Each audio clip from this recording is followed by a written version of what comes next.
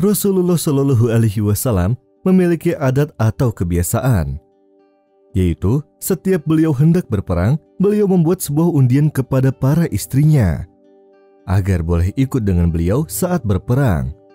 Dan kebetulan saat perang Bani Mustalik, Sayyidah Aisyah radhiyallahu anhuma yang mendapat undian. Setelah peperangan dimenangkan oleh kaum muslimin, Rasulullah Shallallahu Alaihi Wasallam mengutus seseorang untuk mengumandangkan azan, guna memberitahukan untuk semua orang agar mempersiapkan barang-barangnya, karena sebentar lagi akan pulang. Saat itu, Sayyidah Aisyah radhiyallahu anhuma memakai sebuah kalung hadiah dari saudaranya. Sebelum pulang, beliau melepasnya karena hendak buang hajat. Saat semua orang mulai berjalan, beliau ingat akan kalungnya yang tertinggal dan pergi mencarinya.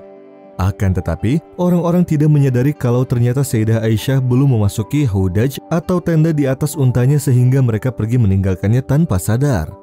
Di saat itu, karena tertinggal, maka Sayyidah Aisyah pun menunggu adanya suatu pasukan yang masih di belakang.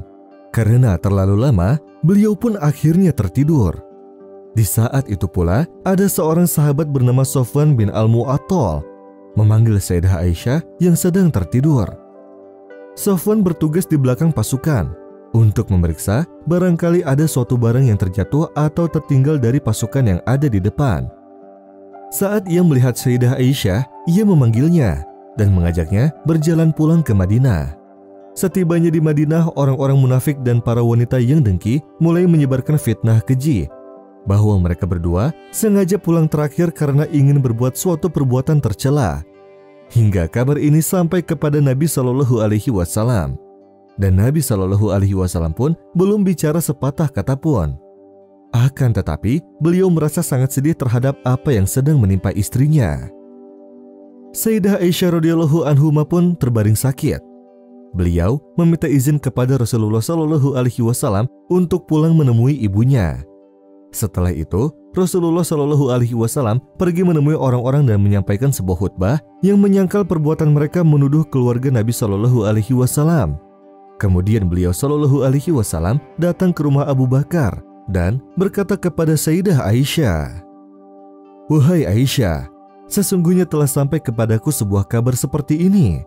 Dan jika kamu yang benar, maka Allah Subhanahu wa Ta'ala pasti akan membenarkanmu. Dan apabila sebaliknya, maka bertaubatlah kepada Allah Subhanahu wa Ta'ala, karena Allah Maha Pengampun." Akan tetapi, Sayyidah Aisyah radhiyallahu anhuma tidak mau mengakui sebuah perbuatan yang ia sendiri tidak pernah melakukannya. Ia pun mengulang-ulang sebuah ayat, "Maka hanya bersabar itulah yang terbaik bagiku, dan kepada Allah saja tempat memohon pertolongannya terhadap apa yang kamu ceritakan." Saat itu, wahyu sedang tidak turun kepada Nabi Shallallahu Alaihi Wasallam selama kurang lebih 1 bulan. Dengan adanya kejadian ini, turunlah sebuah wahyu yang menegaskan akan kesucian Sayyidah Aisyah radhiyallahu anhuma. Maka Rasulullah Shallallahu Alaihi Wasallam sangat senang dan bersabda kepada istrinya, "Wahai Aisyah, Allah telah membebaskanmu."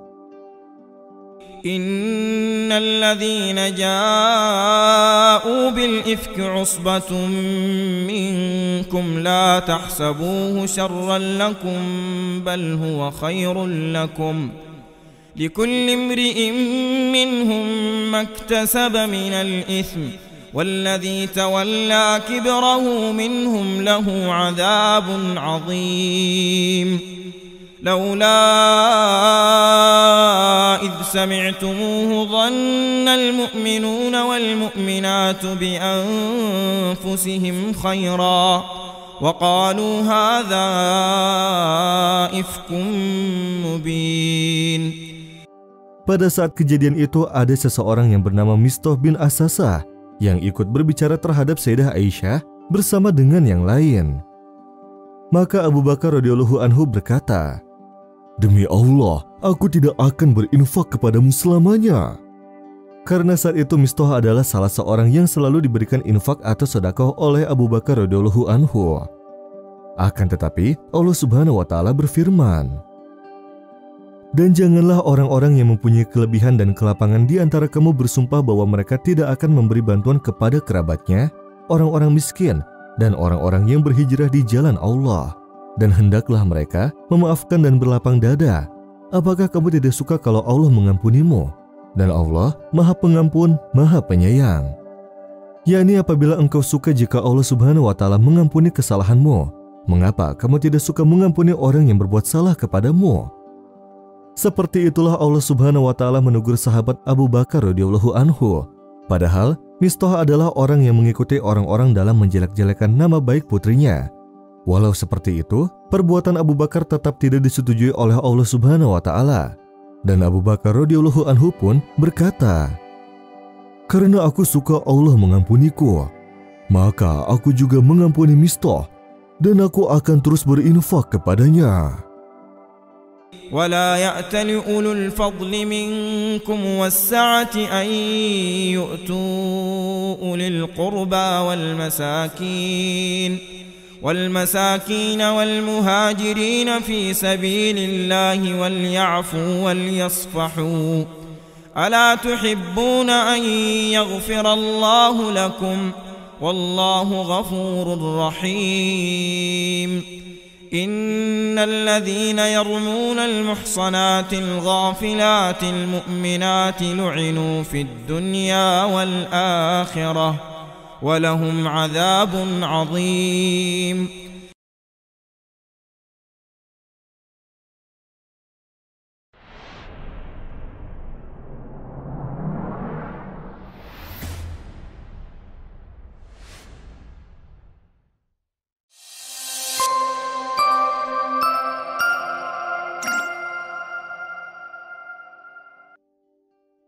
Urwah bin Zubair, keilmuannya bagaikan samudera.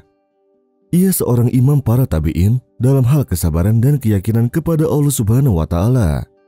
Ayahnya adalah Zubair bin Awam radhiyallahu anhu, sahabat terdekat Nabi Shallallahu alaihi wasallam, dan termasuk 10 orang yang dijanjikan masuk surga. Sedang ibunya adalah Asma binti Abu Bakar, seorang wanita yang dijuluki Zatun Nitokoin, atau si pemilik 2 ikatan tali.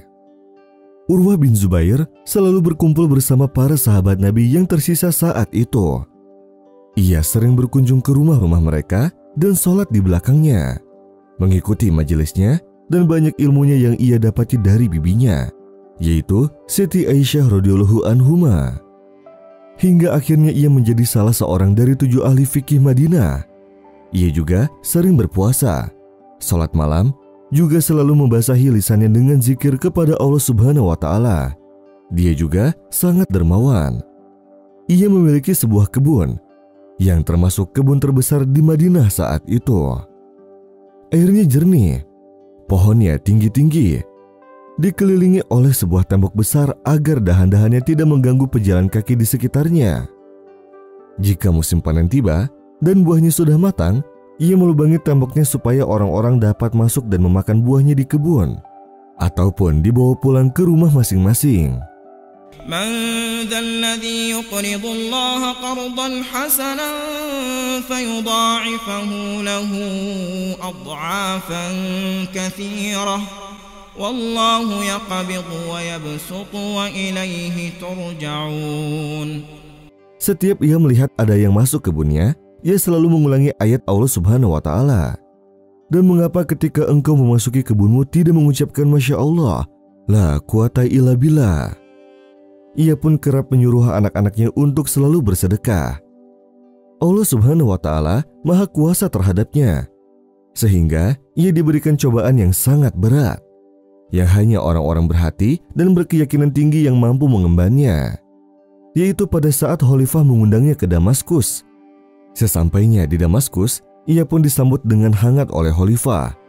Akan tetapi, anaknya yang berada di kandang kuda tersepak badannya oleh salah satu kuda Khalifah dan menjadi sebab kematiannya.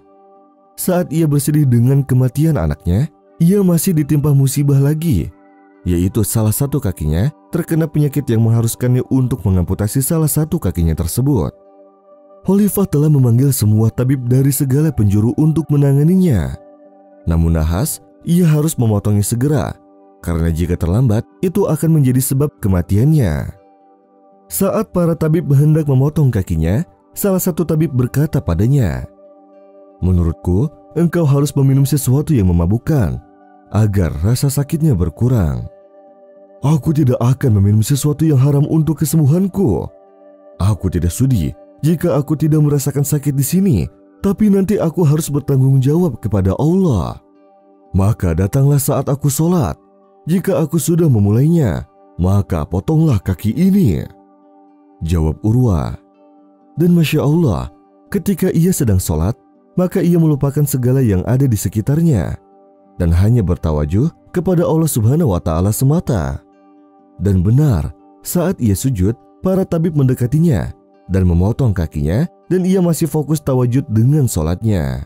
Ia tidak bergerak sedikit pun. Para tabib ingin menghentikan pendarahannya. Mereka pun menyiram kakinya dengan minyak panas. Saat itu, Urwah tidak tahan kepanasan. Ia pun menjeritkan, "La ilaha illallah, Allahu Akbar." Lalu ia pun jatuh pingsan. Saat Urwah pulang dan menemui keluarganya, ia berkata kepada mereka, "Jangan terlalu heran terhadap apa yang kalian lihat, karena sesungguhnya Allah Subhanahu wa Ta'ala telah memberiku banyak sekali nikmat. Ia telah memberiku 4 orang anak, lalu mengambilnya 1 dan menyisakan 3. Alhamdulillah. Ia juga telah memberiku 2 tangan dan kaki, lalu mengambilnya 1 dan menyisakan 3. Alhamdulillah. Ia telah mengambil sedikit dan menyisakan banyak. Alhamdulillah. Dan ia juga telah memberiku ujian sedikit, tapi memberikan nikmat yang sangat banyak. Alhamdulillahirabbil alamin."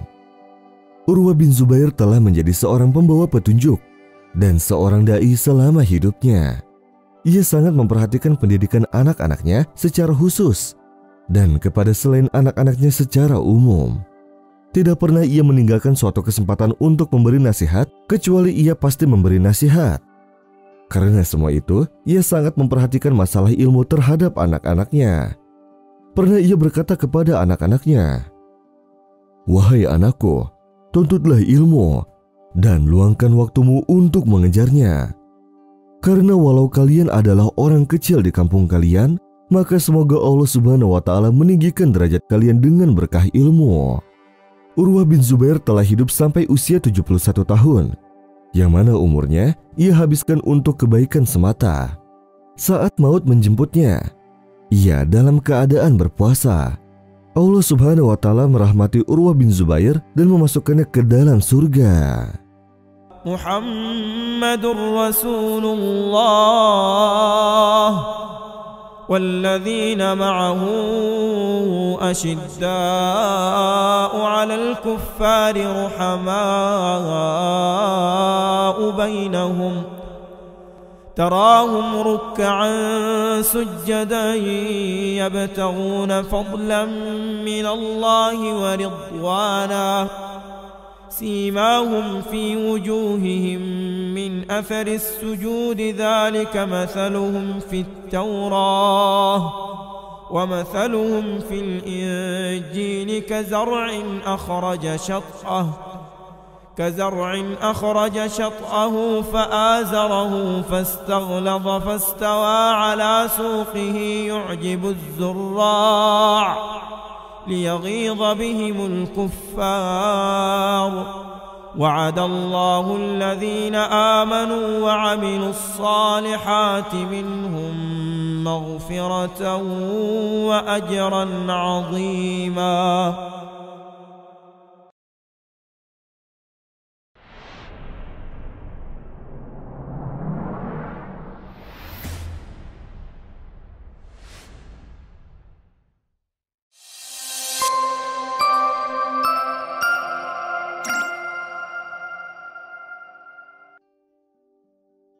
Ummu Sulaim telah menikah dengan Malik bin An-Nadr semasa jahiliyah dan dikaruniai seorang anak yang ia beri nama Anas. Saat Islam muncul, ia pun memeluk agama Islam, sedang suaminya pergi ke negeri Syam dan meninggal dalam keadaan kafir. Ia pun menolak semua ajakan menikah dengan alasan mengurus anaknya. Ia pun kerap mengatakan kepada siapapun yang ingin menikahinya, "Aku tidak ingin menikah sebelum anakku balik." Ia pun memilih seorang guru terbaik untuk anaknya, juga seorang panutan, tak lain adalah baginda Nabi Shallallahu Alaihi Wasallam. Ummu Sulaim menyerahkan anaknya Anas kepada Nabi Shallallahu Alaihi Wasallam dan berkata, "Semua orang di Madinah sudah memberimu hadiah, dan aku tidak bisa memberimu hadiah kecuali anakku ini. Ambillah ia sebagai pembantumu ya Rasul." Saat itu Anas berumur 10 tahun. Kemudian ia belajar langsung dari Rasulullah Shallallahu Alaihi Wasallam selama 11 tahun. Dan ia pun tumbuh menjadi ulama besar. Saat Anas sudah dewasa, maka Abu Thalha melamar ibunya, yaitu Ummu Sulaim. Tetapi Ummu Sulaim berkata padanya, "Sesungguhnya lelaki sepertimu tidak bisa ditolak. Tetapi engkau masih seorang kafir, dan aku tidak boleh menikah dengan orang kafir. Mengapa dengan dirimu? Apakah emas dan perak ini tidak cukup? Akan aku berikan semua yang kau minta." Jawab Abu Thalha, "Aku tidak mau emas. Kau adalah seorang penyembah kayu yang diukir oleh tukang kayu." Jawab Ummu Sulaim. Abu Thalha terdiam. Bagaimana Ummu Sulaim lebih mementingkan agamanya ketimbang harta, bahkan dunia. Ia pun bergegas menemui Rasulullah Shallallahu Alaihi Wasallam dan mengumumkan keislamannya. Lalu ia menikahi Ummu Sulaim dengan mahar teragung, yaitu Islam. Dari pernikahannya itu lahirlah seorang anak bernama Abu Umair, dan anak itu adalah pelipur lara bagi kedua orang tuanya. Suatu saat Abu Umair sakit, dan ia sangat mengkhawatirkannya. Dan saat Abu Thalha sedang bersama Rasulullah Shallallahu Alaihi Wasallam di malam hari, tiba-tiba Abu Umair meninggal dunia. Ummu Sulaim sangat bersedih, tetapi ia tidak mau membuat marah tuannya. Maka ia pun menyembunyikan kabar itu. Saat Abu Thalha pulang, ia bertanya di mana anaknya. Maka Ummu Sulaim berkata padanya, "Bagaimana pendapatmu jika seseorang menitipkan suatu barang padamu dan ia ingin mengambilnya kembali? Apakah kamu akan marah?" "Pasti tidak, karena itu hanyalah titipan," jawab Abu Thalha. Maka Ummu Sulaim pun berkata, "Maka anak kita adalah titipan dari Allah Subhanahu wa Ta'ala, dan sekarang ia telah mengambilnya. Bersabarlah dan berharaplah hanya kepada Allah." "Inna lillahi wa inna ilaihi raji'un," jawab Abu Thalha, dan air mata mengalir di pipinya. Dan benar, Allah Subhanahu wa Ta'ala menggantikannya dengan seorang anak lagi yang diberi nama Abdullah bin Abu Thalha. الذين إذا أصابتهم مصيبة قالوا إنا لله وإنا إليه راجعون أولئك عليهم صلوات من ربهم ورحمة وأولئك هم المهتدون. Ummu Sulaim sering mengikuti perang dengan Rasulullah Shallallahu Alaihi Wasallam bersama wanita-wanita yang lain, memberi minum pasukan, mengobati luka, dan lain-lain. Saat perang Hunain terjadi, Ummu Sulaim dan suaminya ikut berperang. Tetapi Abu Thalha takut akan keselamatan istrinya. Tiba-tiba Ummu Sulaim mengeluarkan pisaunya dan berkata, "Apabila ada orang kafir yang mendekati kami, maka akan kutusuk dengan pisau ini." Rasulullah Shallallahu Alaihi Wasallam selalu mendoakan Ummu Sulaim. Saat Rasulullah Shallallahu Alaihi Wasallam Isra Mi'raj, beliau melihat Ummu Sulaim di surga, sebagaimana hadis yang diriwayatkan oleh Jabir bin Abdillah. Rasulullah Shallallahu Alaihi Wasallam bersabda, "Aku diperlihatkan surga, maka aku melihat istri Abu Thalha di sana, dan tiba-tiba aku mendengar suara kaki. Ternyata di depanku ada Bilal." Dan Ummu Sulaim terus seperti itu semasa hidupnya, selalu berjihad di jalan Allah Subhanahu wa Ta'ala dengan mengorbankan segala sesuatu yang ia punya. Saat Rasulullah Shallallahu Alaihi Wasallam wafat, ia masih terus berjuang di jalan Allah Subhanahu wa Ta'ala hingga ia sendiri pun wafat, dan namanya pun harum semerbak di buku-buku sejarah Islam. والمؤمنون والمؤمنات بعضهم أولياء بعض يأمرون بالمعروف وينهون عن المنكر ويقيمون الصلاة ويؤتون الزكاة ويطيعون الله ورسوله أولئك سيرحمهم الله إن الله عزيز حكيم. وعد الله المؤمنين والمؤمنات جنات تجري من تحتها الأنهار خالدين فيها ومساكن طيبة في جنات عدن ورضوان من الله أكبر ذلك هو الفوز العظيم.